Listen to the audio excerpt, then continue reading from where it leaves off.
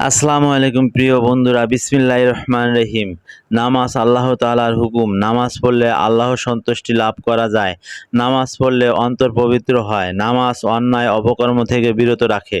আপনারা হয়তো ভাবছেন হেলথ টিপস এর মাঝে নামাজের উপকারিতা কি? তাহলে আসুন নামাজের উপকারিতা জানবো। প্রিয় বন্ধুরা, ভিডিও সম্পূর্ণ দেখুন আর চ্যানেলটি লাইক ও সাবস্ক্রাইব করুন। ভিডিও সম্পর্কে জানতে কমেন্ট করুন। বিজ্ঞানের ভাষায় নামাজ পড়লে শারীরিক ব্যায়াম হয়। বিজ্ঞানের এক গবেষণায় ঠিক মতন রুকু করলে পিঠ, মাজা ও গিরার ব্যথা থেকে মুক্তি পাওয়া যায়। সিজদা করলে মস্তিষ্কের রক্ত সঞ্চালন স্বাভাবিক হয়। উচ্চ রক্তচাপ নিয়ন্ত্রণ করে। স্মরণ শক্তি বৃদ্ধি করে। চোখের দৃষ্টিশক্তি বৃদ্ধি করে। সাইনোসাইটিস ব্রঙ্কাইটিস রোগ উপশম হয়। শরীরের হাড়ের জোড়াগুলো নমনীয় হয়। হৃদকম্প নিয়ন্ত্রণে রাখে। মাংসপেশিকে শিথিল করতে সাহায্য করে। পেটের চর্বি কমাতে সাহায্য করে। সালাম ফেরানোর কারণে ঘাড়ের ব্যায়াম হয় ইত্যাদি।